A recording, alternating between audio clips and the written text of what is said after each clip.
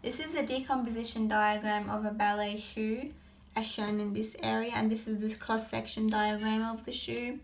So the cross-section diagram, this is the front, this is the side view, this is the top view, and that's the bottom view. So as shown in this diagram, that's the side seam, that's the back seam, sorry, and that's the side seam. And from the top view, we see the elastic, and then we see the bias binding around. The inside lining of the shoe is usually made from very soft lining, and center seam is shown here, and they are usually pleated inwards, and then they are stitched on top of this. So this leather piece is stitched on top of the pleats.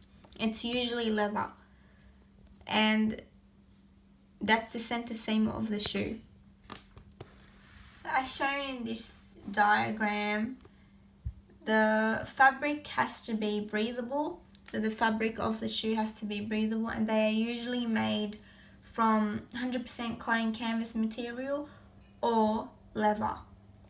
So as I mentioned earlier, that it has to be good fit and comfortable to wear in the dancing context. This shoe, the ballet shoe ribbons come pre-attached as they provide support to the ankle while dancing. They usually place in there, and the shoe enhances the dancer's technique and the dancer should feel like nothing is on their foot at all. Also, the ballet shoe gets very dirty easily, so therefore they aren't very sustainable and they contribute to landfill. So the elastic here is a synthetic product, so therefore it wouldn't decompose. So not all parts of the shoe is recyclable. So the elastic used is to keep the shoe on and give support to the ankle.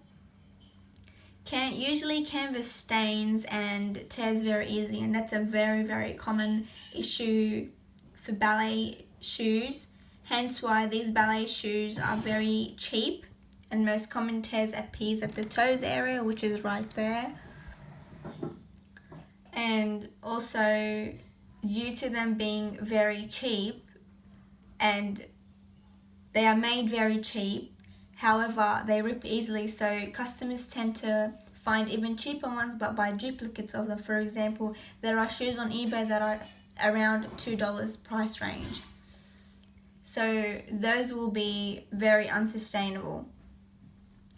So a canvas shoe has a very short life, so maybe innovations in this area to make the shoe last longer.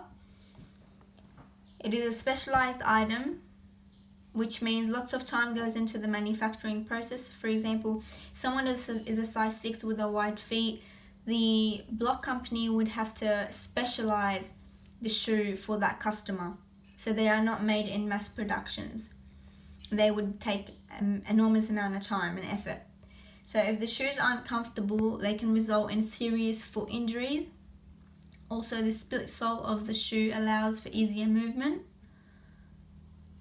and the bias binding around the edge of the shoe can cause discomfort for the dancer.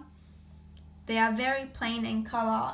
They're very plain in color and style, and because dancing is a part of, it's an art basically, and due to them not being aesthetically pleasing, maybe embellishments can be used for innovation and creativity because they are very plain, and maybe experimentations with shoe coating or materials can be put in place. And also,